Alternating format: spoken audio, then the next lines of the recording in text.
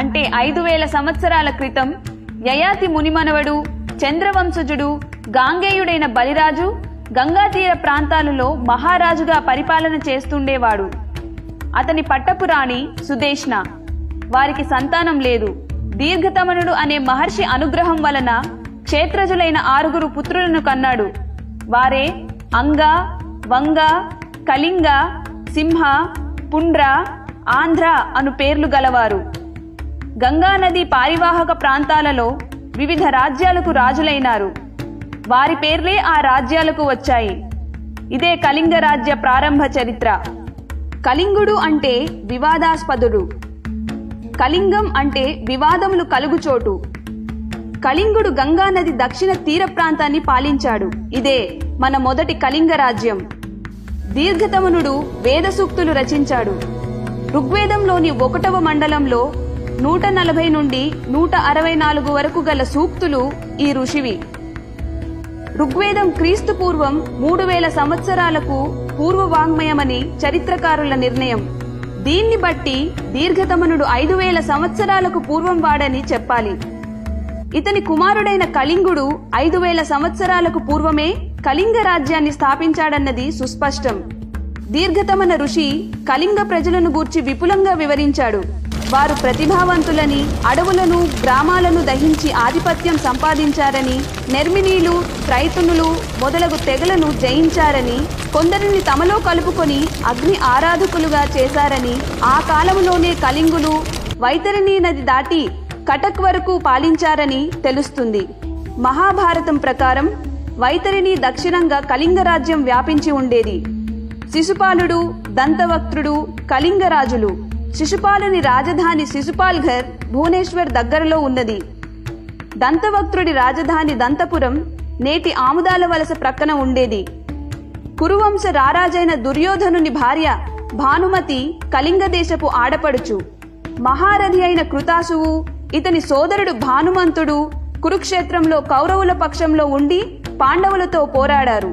అంతేకాదు, అఖండ భారతదేశ నిర్మాత భరతుడు ఈ ప్రాంతంలోనే పుట్టాడు. భరత చక్రవర్తి కణ్వ మహర్షి ఆశ్రమంలోనే పుట్టాడు. కణ్వ మహర్షి ఆశ్రమం కళింగ ప్రాంతమైన మహేంద్రగిరుల స్థానువులలో ఉన్నది. కాబట్టి భరత చక్రవర్తి కళింగ ప్రాంతీయుడే అనుట నిర్వివాదాంశము. శ్రీ మహావిష్ణువు దశావతారంలో ఒకరైన పరశురాముడు చిరంజీవిగా మహేంద్రగిరులలోనే ఉన్నాడని పురాణాలు పేర్కొని ఉన్నవి. ఇంత పురాతన చరిత్ర కలిగిన కళింగ సామ్రాజ్య చరిత్ర అనేక కారణాల వలన, అనేక వివక్షతల కారణంగా నేటి సమాజంలో కనుమరుగైనది. సముద్రగుప్త చక్రవర్తి దక్షిణ దేశ దిగ్విజయం చేసినప్పుడు కళింగం 4 రాజ్యముల క్రింద ఉండినట్లు సముద్రగుప్తుని అలహాబాద్ శాసనము వలన తెలుస్తున్నది. గిరికొత్తూరును స్వామిదత్తుడు, హేరండ్లపల్లి అదే నేటి ఆముదాల వలసను దమనుడు, దేవరాష్ట్రం అదే నేటి విశాఖ జిల్లాలో గల యలమంచిలిని కుబేరుడు, పిష్టపురము అదే నేటి పిఠాపురమును మహేంద్రుడను రాజులు పరిపాలిస్తున్నట్లు ఈ శాసనం ద్వారా తెలుస్తున్నది. సముద్రగుప్తుని దండయాత్ర తరువాత కళింగ రాజ్యంలో చిన్న చిన్న రాజ్యములు ఏర్పడినవి. ఇప్పటి శ్రీకాకుళం దగ్గర గల సింగుపురమే నాటి సింహపురము. అధిరాజ ఇంద్రవర్మకు త్రికళింగాధిపతి అను బిరుదు ఉండేది. బౌద్ధ వాంగ్మయంలో దంతపురం రాజధానిగా ఉన్న దేశం కళింగ దేశమని చెప్పబడినది. కుంభకర జాతకంలో దీని విషయం చూడవచ్చు. కరండు అను రాజు కళింగమును పాలించినట్లు చెప్పబడినది. శ్రీ శంకరాచార్యుల సిద్ధాంత బోధన కాలంలో కళింగ బౌద్ధులు గంభీర జ్ఞానం కలవారని, తత్వజ్ఞాన పరాయణులని రాయబడి ఉన్నది. గంగా గోదావరి నదుల మధ్య దక్షిణ, మధ్య, ఉత్తర కళింగాలుగా విలసిల్లిన కళింగ దేశాన్ని కళింగుని వారసులైన గాంగ వంశీయులే సుదీర్ఘకాలం పరిపాలించారు. శ్రీకాకుళం దగ్గర దంతపురం వీరి రాజధాని. తరువాత పరిపాలన సౌలభ్యం కోసం కళింగ నగరానికి అదే నేటి శ్రీముఖలింగానికి రాజధానిని మార్చారు. వీరి పాలనలోనే పూరి జగన్నాథ ఆలయం, శ్రీకూర్మం ఆలయం, సింహాచలం ఆలయం, అరసవెల్లి సూర్య దేవాలయం, ప్రపంచ ప్రఖ్యాత కోనార్క్ సూర్య దేవాలయాలు నిర్మించబడినవి. వీరు మహేంద్రగిరిపై వెలసియున్న గోకర్ణేశ్వర స్వామి భక్తులు. అనంతవర్మ త్రికళింగాధిపతిగా కీర్తికెక్కాడు. ఇతనే శ్రీముఖలింగం నుండి కటక్కు రాజధానిని మార్చాడు. సమాఖ్య పాలనకు పుట్టినిల్లు కళింగం. త్రికళింగము తిల్లింగమై తెలుగు భాష అయినదని శాస్త్రకారులు నిర్ణయం. తెలుగు భాషకు పుట్టినిల్లు కళింగం. నౌకాయానం కోసం కళింగపట్నం ఓడరేవును నిర్మించి విదేశాలలో వ్యాపారం జరిపిన గొప్ప నావికులు కళింగులు. బంగారం, వెండి, తగరం లాంటి వెలువైన సామానును దిగుమతి చేసుకునేవారు. మత సహనానికి మారుపేరు కళింగం. ఇచ్చట శాక్తేయం, శైవం, వైష్ణవం, బౌద్ధం, జైనం, గాణపత్యం మొదలగు మతాలన్నీ ఇక్కడ విలసిల్లాయి. ప్రపంచంలో సుదీర్ఘకాలం 9 శతాబ్దములు ఒకే వంశం వారు పరిపాలించిన ఘన చరిత్ర కలది కళింగ దేశం. నేటి ప్రపంచానికి కళింగం అంటే తెలిసేదొక్కటే, కళింగ యుద్ధం. కళింగ యుద్ధం మహాభారత యుద్ధం తరువాత చెప్పుకోదగ్గ భయంకర యుద్ధం. మౌర్య వంశం వాడు మగధరాజైన అశోక చక్రవర్తి కళింగ దేశంపై చేసిన దండయాత్రే కళింగ యుద్ధం. ఇప్పటి భువనేశ్వర్ దగ్గర ధౌలి అనే చోట దయానదికి అవతలి వైపు ఇవతలి వైపున యుద్ధం జరిగింది. సామ్రాట్ అశోకుడు ఏం చేశాడో ఎలా చేశాడో కానీ ఆ యుద్ధంలో లక్షల మంది కళింగ వీరులు వీరమరణం పొందారు. అంతకు మించిన మంది క్షతగాత్రులైనారు. కళింగ దేశ ప్రజలు కకావికలమైనారు. ఈ యుద్ధంలో జరిగినంత హింస దేశ చరిత్రలో మరెక్కడా జరగలేదనట యథార్థం. అశోకుని సైన్యం సుశిక్షకులతో సర్వసమ్మద్ధమైనది. కళింగ సైన్యానికి సరైన శిక్షణ లేదు, వ్యూహం లేదు. కారణం ఏమంటే అప్పటికి కళింగ రాజ్యం సమాఖ్య రాజ్యంగా ఉండేది. మౌర్యులకు అశోక చక్రవర్తి నాయకుడిగా ఉన్నాడు. కళింగులకు నాయకుడనేవాడు ఒకడు లేడు. కళింగుల ఓటమికి ఇదో కారణమైతే అశోకుని సైన్యం నిర్దాక్షిణ్యంగా కళింగులను హతమార్చింది. యుద్ధం ఎంత క్రూరంగా జరిగిందంటే కళింగ వీరుల రక్తంతో దయానది ఎర్రబారి ప్రవహించినది. కళింగ వీరుల మృతదేహాలతో భూమి ఎరుపెక్కింది. కళింగుల మృత కళేబరములు రక్తంలా ప్రవహిస్తున్న నదిని చూసి నిర్దయాత్ముడైన సామ్రాట్ అశోకుని మనసు చలించిపోయి వికలం చెందింది. వైరాగ్యం ఆవహించింది. అంతే, యుద్ధం సమాప్తమైంది. కఠినాత్ముడైన అశోకుడు బౌద్ధ మతావలంబికుడైనాడు. శాంతి కోసం పరితపించాడు. తన పిల్లలు మహేంద్ర, సంఘమిత్రులను బౌద్ధమత ప్రచారకులుగా విదేశాలకు పంపించాడు. ఈ యుద్ధ ఫలితం ఏమిటంటే బౌద్ధమతం ప్రపంచవ్యాప్తంగా విలసిల్లుచుండుటకు కళింగుల రుధిరమే అంకురమైనదనుటలో సంశయం లేదు. కళింగ యుద్ధం క్రీస్తు పూర్వం 260 సంవత్సరాలు అంటే ఇప్పటికి 2280 సంవత్సరాలకు పూర్వం జరిగినదని చరిత్రకారులు నిర్ణయించారు. ఇంతకన్నా 4 సహస్రాబ్దాల ముందు జరిగిన మహాభారత యుద్ధం ఏ రాజులు ఎవరి పక్షంలో యుద్ధం చేశారో, వారి నాయకుడెవరో, ఎంతమంది సైనికులు పాల్గొన్నారో, ఎవరి చేతిలో ఎవరు చనిపోయారో వివరంగా తెలుస్తున్నది. కానీ కళింగ యుద్ధంలో ఎవరు పాల్గొన్నారు, ఎందరు పాల్గొన్నారు, ఎందుకు పాల్గొన్నారు నామమాత్రమైనా తెలియకపోవడం విచారించదగ్గ విషయం. అసలు ఈ యుద్ధంలో అశోకుని ఎదిరించిన రాజు ఎవరు అన్నది తెలియనే తెలియదు. యుద్ధంలో వీరులు శూరులు వధించబడ్డాక కళింగ దేశంలో ప్రజలు దక్షత లేకుండా పోయారు. కకావికలమైనారు. శత్రుసేనలతో దోచుకోబడ్డారు. కళింగ యువకులంతా ప్రాణాలు అరచేతిలో పట్టుకొని దేశ దేశాలకు పారిపోయారు. వృద్ధులు, బాలలు, స్త్రీలు ఎటూ పోలేక కొందరు ఆత్మత్యాగం చేసుకున్నారు. కొంతమంది కళింగులు మంచి నావికులు కాబట్టి Burma, Malaysia, Cambodia, Java, Sumitra, బలి మొదలగు దేశాలకు పారిపోయారు. ఈ దుర్భర భయంకర పరిస్థితులను గురించి పుస్తకాలలో, శాసనాల్లో ఎక్కడా కనిపించదు. ఆయా దేశాల్లో ఇప్పటికీ కళింగ సంస్కృతి ఆనవాళ్లు కనిపిస్తూనే ఉన్నాయి. కళింగ భూమిలో కళింగ పాలన సమసిన పిదప 60 సంవత్సరాలకు క్రీస్తు పూర్వం 206వ సంవత్సరంలో మహామేఘవాహన డైనాసిటీలో మహావీరుడు, శూరుడు ఖారవేలుడు కళింగ నాయకుడిగా జన్మించాడు.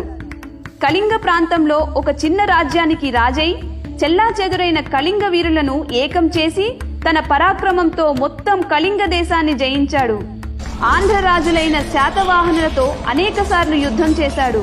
కృష్ణానది వరకు శాతవాహనుల సైన్యాన్ని తరిమి కొట్టాడు. సర్వరాష్ట్రిక భోజక రాజులను జయించాడు. మగధ రాజ్యాధిపతి అయిన పుష్యమిత్రుని ఓడించాడు. కళింగ దేశానికి పూర్వవైభవం తెచ్చాడు.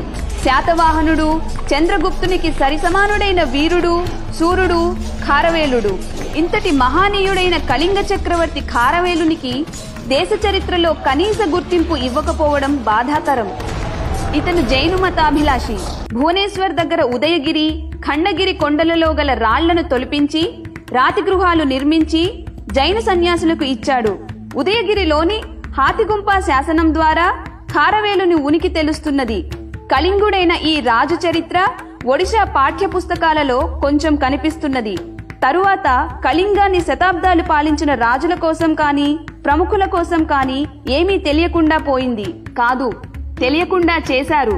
సింహళము, అదే నేటి శ్రీలంక ప్రజలకు కళింగులకు సంబంధ బాంధవ్యాలు ఉండేవి. సింహళ చరిత్రలో కళింగుల కోసం అనేక చోట్ల పేర్కొని ఉన్నది. క్రీస్తు శకం 1400 సంవత్సరాల తరువాత కళింగ రాజ్యంలో కళింగ రాజులు అంతరించడం ప్రారంభమైనది. ఉత్తర నుండి ఓడ్ర గజపతుల ఆక్రమణ సాగింది. పశ్చిమ నుంచి చోళులు, పాండ్యులు ఆక్రమణ సాగింది. చివరకు కాందిసీకుల్లా శ్రీకాకుళం జిల్లాలో కొద్ది భాగంలో కళింగులు నివసించాల్సి వచ్చింది. బ్రతుకు తెరువు కోసం వ్యవసాయం లాంటి వృత్తులు చేస్తూ జీవిస్తున్నారు. ఒరియా వారి పాలనలో కళింగం చిన్న చిన్న రాజ్యాలుగా మారిపోయినది. క్షత్రియ వంశజులైన కళింగులు ఇప్పుడు శ్రామికులుగా వ్యవసాయ వ్యాపారములు చేసుకుంటున్నారు. నౌకాయానం పూర్తిగా మర్చిపోయారు. గత వైభవాలను పూర్తిగా మరచిపోయినా జంధ్యం ధరించడం, ఆశ్వీజ శుద్ధ నవమి నాడు కృపాణానికి పూజ చేయటం మరచిపోలేదు. కళింగ దేశమంటే తెలుగువారి దేశం. కళింగ రాజులు అంతరించాక ఇతర రాజులు ఆక్రమించిన తరువాత కళింగంలో అలా అలా తెలుగు సంస్కృతి అంతరించిపోతున్నది.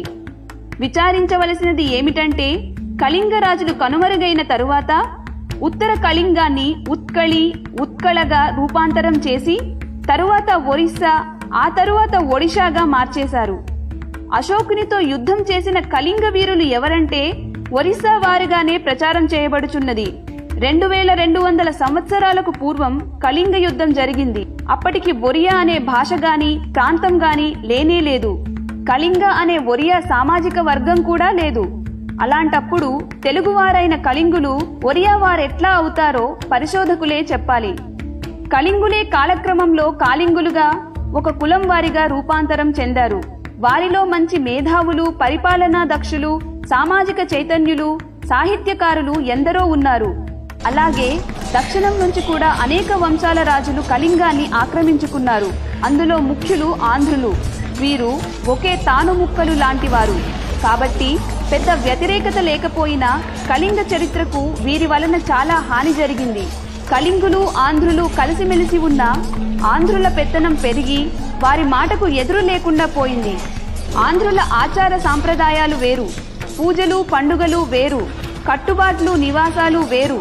స్వాతంత్ర్యం వచ్చిన తరువాత ఆంధ్ర రాష్ట్రం అంటూ కళింగాన్ని ఆంధ్రలో కలిపేశారు. ఆంధ్రకు ఉత్తరంలో ఉన్న ప్రాంతం కాబట్టి ఉత్తరాంధ్ర అనే అసంబద్ధ పేరు తగిలించారు. వేల సంవత్సరాలు పాలించి అనేక చరిత్రలు సృష్టించిన కళింగ రాజ్యం పేరు నామరూపాలు లేకుండా చేశారు. కళింగం ఆంధ్రంకి ఏమాత్రం తక్కువ కాదు. శతాబ్దాల పాటు కళింగ రాజ్యానికి ముఖ్య పట్టణంగా విలసిల్లిన కళింగ నగరాన్ని శ్రీముఖలింగంగా మారుమూల పల్లెటూరులా మార్చేశారు.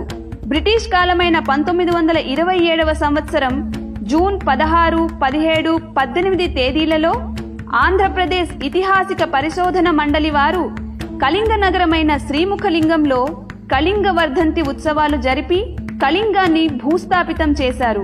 చరిత్రను పరిరక్షించాల్సిన బాధ్యత మనందరికీ ఉన్నది కాబట్టి ఉత్తరాంధ్ర పేరు తొలగించి కళింగాంధ్రగా పేర్కొనటం సముచితంగా, ధర్మబద్ధంగా ఉంటుంది. అలాగే ఈ భూమి కోసం, మన కళింగ దేశం కోసం ప్రాణాలర్పించిన కళింగ వీరులను గుర్తుపెట్టుకోవడం, స్మరించుకోవడం కళింగ వారసులుగా మన కర్తవ్యం. నమో కళింగం.